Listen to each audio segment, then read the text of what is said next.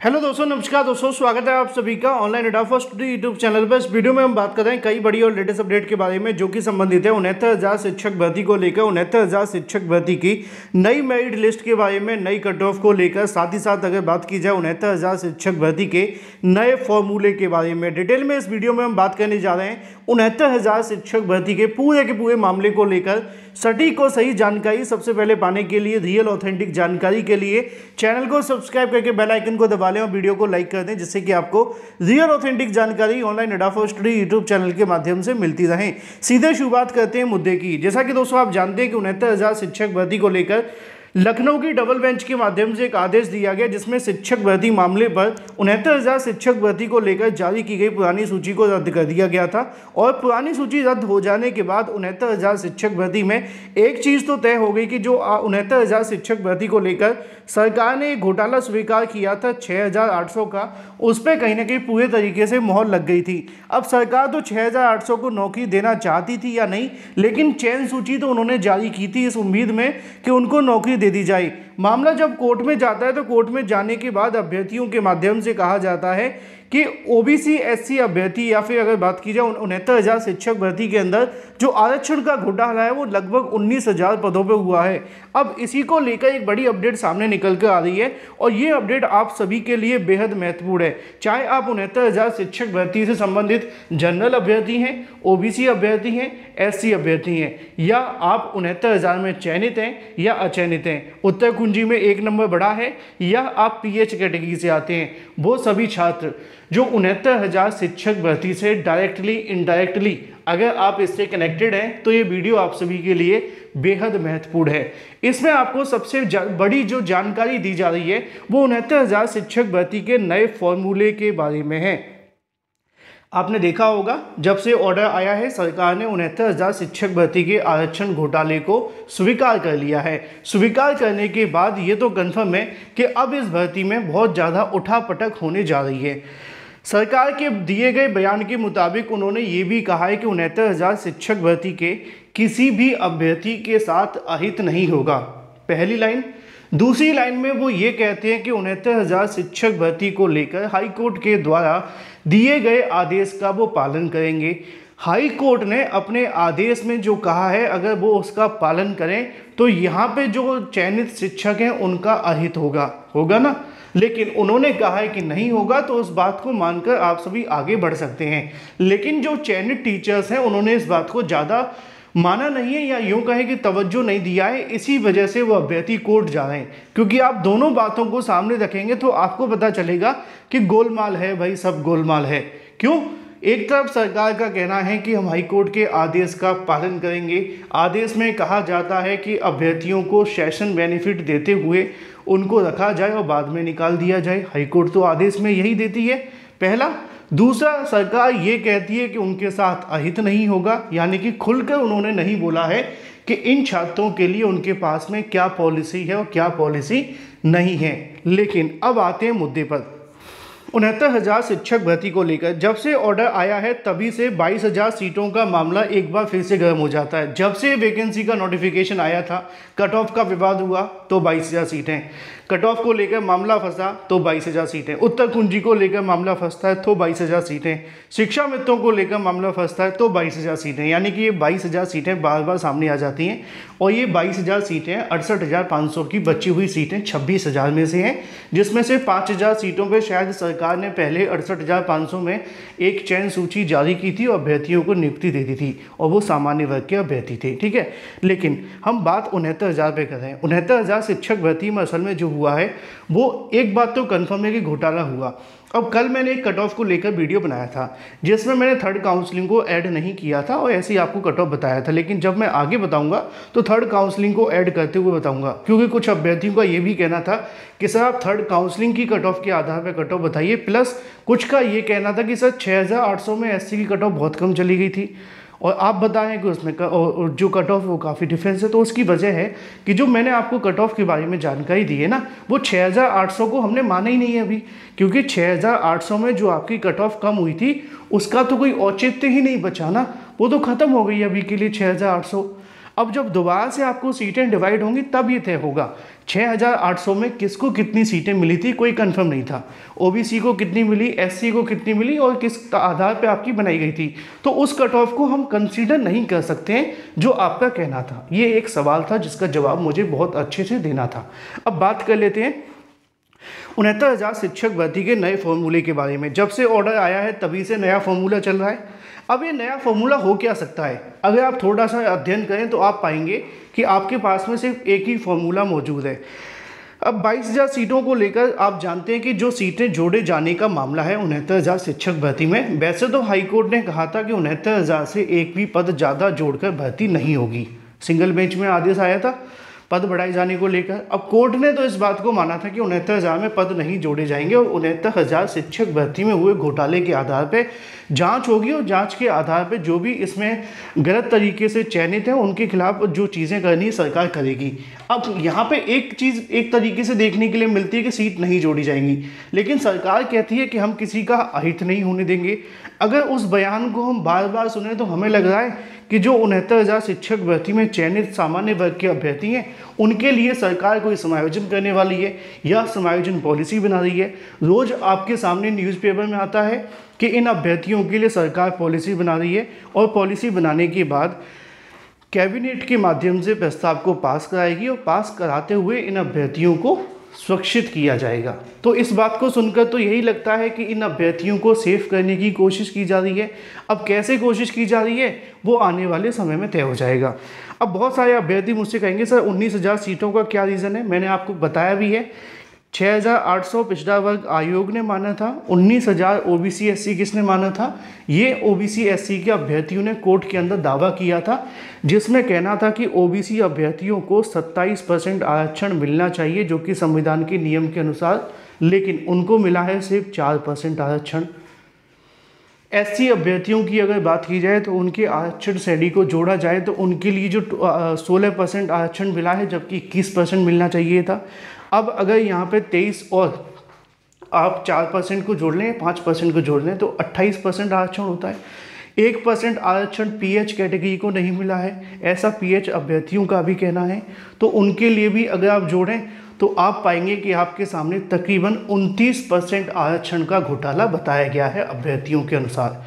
और इन सबको मिलाकर के आप देखेंगे 69,000 का 29% निकालेंगे तो अगर मैं राउंड फिगर करके आपको बताना चाहूँ तो आपके सामने लगभग 20,000 हो जाएगा, है ना, 20,000 हो जाएगा अगर आप इसको राउंड फिगर करें तो। अब 20,000 के बाद में आपने देखा है, मैंने आपको एक उत्तर कुंजी वाले अभ्यर्थियों के बारे में लिखा है। ये भी बेचारे बहुत परेशान हैं। इन्होंने लड़ाई लड़ी हाई कोर्ट के अंदर, सिंगल बेंच में स्टे लगवा दिया, डबल बेंच ने सरकार ने कहीं ना कहीं खेल कर दिया और वो स्टे हटवा के ले गए। फिर उन्होंने भर्ती को पूरा कर दिया। सुप्रीम कोर्ट जाकर के बेचारों ने फिर से जीत हासिल कर ली, लेकिन तब तक थोड़ी देर हो गई क्योंकि हमारे देश में न्याय मिलता तो है लेकिन मिलता तब है जब अन्याय हो जाता है ना। तो इन अभ्यर्थियों के साथ भी धोखा हुआ। अब याचियों को यहाँ पे आदेश दिया गया था। अब याचियों की संख्या कितनी है वो कोई विशेषज्ञ अगर कोई इस वीडियो को देख रहा है उत्तर कुंजी का तो कमेंट करके बता देना। मेरे हिसाब से 1700-1800 के आसपास याची हैं, है ना, या 2000 के समथिंग। तो आप देखेंगे तकरीबन 22,000 ऐसी सीटें यहाँ पे जाती दिख रही हैं। अब घोटाला कितने पदों पे हुआ है उसकी गारंटी अभी मैं कुछ नहीं कह सकता क्योंकि मुझसे अभ्यर्थी कहेंगे अगर मैं 6,800 बोलूँगा तो आप 6,800 क्यों कह रहे हैं, 19,000 कहिए। अगर मैं 19,000 कहूँगा तो सामान्य वर्ग के अभ्यर्थी कहेंगे सर 19,000 कैसे कह सकते हैं आप। देखो मैं अभी किसी की पुष्टि नहीं कर रहा हूँ, मैं सिर्फ इस फॉर्मूले पर बात करने वाला हूँ जो आपको बेस बनाया हूँ ये जानकारी देकर। अब ये तो आप समझ चुके हैं कि टोटल इतनी सीटों को कहीं ना कहीं इधर उधर करना पड़ेगा अगर सभी विवादों को ख़त्म करना है, ओबीसी के, एससी को, पीएच के, उत्तर कुंजी के। अगर ये सभी विवाद हमेशा के लिए ख़त्म करने हैं तो तकरीबन 22,000 ऐसी कैटेगरी पद हैं जो चयनित करने पड़ सकते हैं। अब वो बात अलग है घोटाला 7,000 सीटों का हुआ हो तो ओबीसी एससी सबको जोड़ करके 10,000 बन जाएगा कि नहीं, तो वो डिपेंड करेगा घोटाले के ऊपर कितनी सीटें निकल कर आती हैं। अभी हम 19,000 आंकड़े को फॉलो कर रहे हैं, है ना। अब सवाल ये है कि क्या 69,000 शिक्षक भर्ती में सीटें जोड़ी जा सकती हैं? तो देखो 69,000 शिक्षक भर्ती की नियुक्ति की प्रक्रिया ऑलमोस्ट पूरी हो गई है, सभी पदों को पहले भरा जा चुका है। तो 22,000 पद जोड़े जाने को लेकर तो मामला सुप्रीम कोर्ट तक गया था और कई याचिकाएं भी दाखिल हुई थी और उसमें से नकार दिया था सुप्रीम कोर्ट में, 69,000 शिक्षक भर्ती में सीटें जोड़ने से मना कर दिया था। तो अब एक तरफ कोर्ट तो कहती है कि 69,000 में सीटें नहीं जोड़ी जा सकती हैं, अब सरकार किस तरीके से क्या करेगी वो उन पर डिपेंड करेगा। क्योंकि एक सेकंड के लिए मान लीजिए कि 69,000 शिक्षक भर्ती में इतनी ही सीटों पे घोटाला हुआ है, और जो मैंने आपको पीएच का बताया, उत्तर कुंजी का बताया, अगर इन सभी को जोड़ करके देखा जाए तो बड़ा नुकसान हो जाएगा इन अभ्यर्थियों को, है ना। ये भी अभ्यर्थी जाएंगे तो सीटों की संख्या लगभग 20-22 हज़ार बन जाती है। अब 20-22 हज़ार अभ्यर्थियों का एक बार में कहीं ना कहीं पट्टाक्षेप करना है तो वो कैसे संभव है। या तो ये हो सकता है कि इन अभ्यर्थियों को नौकरी दे दी जाए नई चयन सूची के अंदर, और जो पहले से चयनित हो चुके हैं उनके लिए सरकार कोई समायोजन पॉलिसी बना करके चयनित कर ले। अब वो बात अलग है कि सरकार इस बात को कागज़ों में नहीं कहेगी कि 69,000 में हमने सीटें जोड़ी हैं। ध्यान से सुनिए, सरकार वो बात अलग है कि ऑफिशियल तौर पे ये नहीं कहेगी कि हमने 69,000 में सीटें जोड़ी हैं। वो ये कहेंगे कि हमने 69,000 शिक्षक भर्ती में ओबीसी एससी के छात्रों को नौकरियां दे दी हैं जो कि उनके आरक्षण को लेकर विवाद था। पहला, पीएच कैटेगरी के अभ्यर्थियों को नौकरियां दे दी हैं क्योंकि उनके आरक्षण को लेकर विवाद था। उत्तर कुंजी के अभ्यर्थियों को भी नौकरी दे दी गई है क्योंकि उनको 1 नंबर कॉमन मिला था और वो चयनित हो गए थे।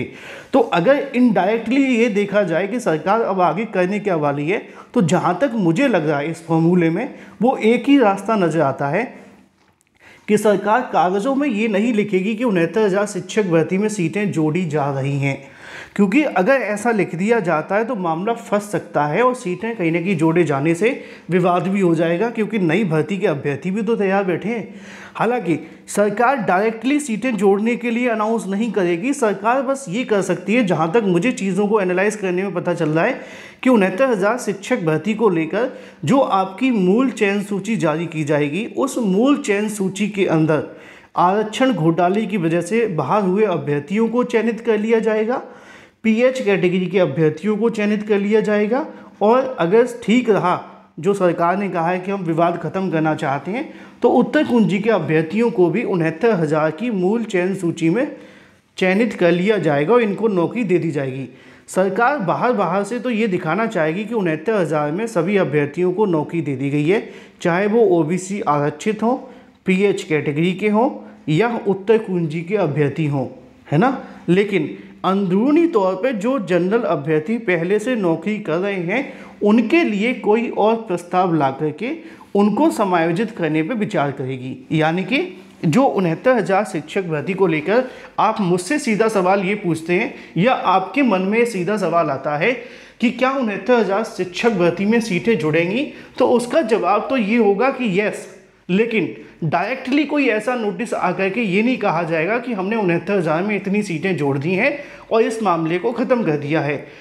इस मामले पर सरकार सिर्फ एक ही रास्ता निकाल सकती है, जो इस सारे के सारे आप शुरू से प्रोसेस को समझें तो आपको समझ में आता है। क्योंकि अगर उन्होंने कोई नोटिस जारी किया कि हमने 69,000 में ऐसे ऐसे सीटें जारी कर दी हैं, इतनी सीटें जोड़ने का आदेश दे दिया है और इन सीटों को जोड़कर नए ओबीसी एससी अभ्यर्थियों को नौकरी दे दी जाए और जिससे मामला ख़त्म हो जाए, लेकिन ख़त्म होगा नहीं होगा। जो बाहर अभ्यर्थी बैठे हैं वो जाकर चैलेंज कर देंगे, वो कहेंगे 69,000 का तो प्रोसेस ही कंप्लीट हो गया है, अब सीटें जोड़ी जा रही हैं, जबकि सुप्रीम कोर्ट ने कहा था कि ये सीटें नहीं जोड़ी जाएंगी। जब सीटें नहीं जोड़ी जाएंगी तो अब कैसे जोड़ी जा रही हैं। तो इसीलिए जो पूरा का पूरा चीज़ें मुझे समझ में आ पा रही हैं, अगर आपकी नई चयन सूची जारी होती है तो। अब आप कहेंगे सर आप ये कौन सी बात कर रहे हो, ये इसलिए कह रहा हूँ क्योंकि आप जानते हैं मामला सुप्रीम कोर्ट जा चुका है, सामान्य वर्ग के अभ्यर्थियों ने इसको चैलेंज कर दिया है। अब सामान्य वर्ग के अभ्यर्थी इस पर सुप्रीम कोर्ट में सुनवाई करवाएंगे, वहाँ पर अगर कुछ हुआ तो शायद ये मामला थोड़े लंबे समय तक लटक सकता है, अगर नहीं हुआ तो आपकी चयन सूची जारी हो जाएगी। अब चयन सूची जारी होगी तो उसके लिए सीधे डायरेक्टली तौर पर सरकार पद को नहीं जोड़ेगी। पद जोड़ने के लिए आपके सामने सिर्फ एक ही प्रोसेस नज़र आता है, वो ये है कि 69,000 शिक्षक भर्ती के अंदर सरकार के माध्यम से इनडायरेक्टली जो मूल चयन सूची बनाई जाएगी उसमें घोटाले से पीड़ित अभ्यर्थियों का नाम रख दिया जाएगा। अब घोटाले में चाहे 7,000 हो या 19,000 वो बाद में तय हो जाएगा, पहला। दूसरा, जो उत्तर कुंजी पीएच कैटेगरी के उनको मूल चयन सूची में जगह दे दी जाएगी और उनका चयन कर लिया जाएगा। बाकी के जो 69,000 से ऊपर के अभ्यर्थी पहले से नौकरी कर रहे हैं उनके लिए सरकार एक कैबिनेट के माध्यम से समायोजन पॉलिसी बना करके उसको मंजूरी देते हुए इन अभ्यर्थियों को समायोजित कर देगी। इससे क्या होगा कि जो 69,000 शिक्षक भर्ती का विवाद है वो ऑलमोस्ट ख़त्म हो जाएगा और किसी को कोई दिक्कत भी नहीं होगी और कोई भी नोटिफिकेशन जारी किए बिना सरकार ये कहेगी कि हमने 69,000 के विवाद को ख़त्म कर दिया है। बाकी के जो अभ्यर्थी गलत तरीके से चयनित हो गए उनकी कहीं ना कहीं ध्यान में रखते हुए कह सकते हैं कि उनके जीवन को ध्यान में रखते हुए सरकार के माध्यम से पॉलिसी बनाई गई है और उनको किसी प्रकार का कोई बेनिफिट देते हुए नौकरी में रखने पर विचार किया जा सकता है। एक यही फॉर्मूला है जो सरकार बनाने पर काम कर रही है और जहाँ तक मुझे लगता है यही फॉर्मूला आपको देखने के लिए मिलेगा। अब इस फॉर्मूले के अंदर आपको क्या कमी लग रही है, आपकी क्या राय है, वो महत्वपूर्ण है, कमेंट करिए, फिर उस पर हम बात करेंगे। Thank you for watching this video.